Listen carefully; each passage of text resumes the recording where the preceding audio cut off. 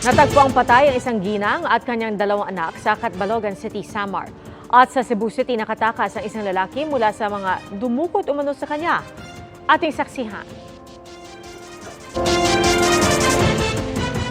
Trauma ang inabot ng isang lalaking 18 anyos na dinukot umano sa Barangay Lusaran, Cebu City. Ayon sa kanyang ina, umalis umano ng bahay ang kanyang anak Martes ng gabi para bumili ng ballpen. Miyerkules ng umaga na raw ito nakauwi. Ayon sa biktima, dinukot umano siya ng tatlong lalaking nakabonet na nakamotorsiklo. Sinakloban daw siya ng sako sa ulo. Ginidagan siya, pero giguko naman siya sa duha ka tawo, sir. Nakatakas at nakauwi raw ng bahay ang biktima. Nakita raw ni Marisa na may sugat sa ulo, mukha at katawan ng kanyang anak. Hindi pa klaro kung saan dinala ang biktima at kung paano siya nakatakas. Patuloy ang investigasyon ng pulisya sa insidente.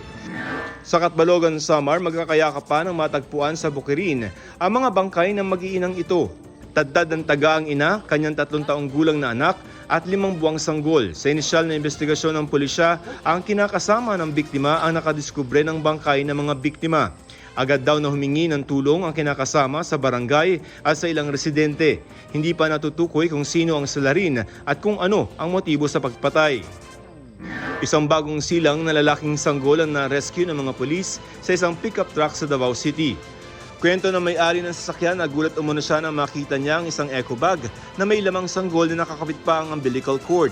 Agad dinala sa Southern Philippines Medical Center ang sanggol at nasa mabuting kalagayan na ito. Nananawagan naman ang Talomo Police sa kung sino man ang nakakita at nakakakilala sa nag-iwan sa sanggol na i-report ito sa kanila. Para sa GMA Integrated News, ako si Joseph Morong, ang inyong saksi. Mga kapuso, sama-sama tayong maging saksi. Mag-subscribe sa GMA Integrated News sa YouTube. Para sa mga kapuso abroad, samahan niyo kami sa GMA Pinoy TV at sa www.gmanews.tv.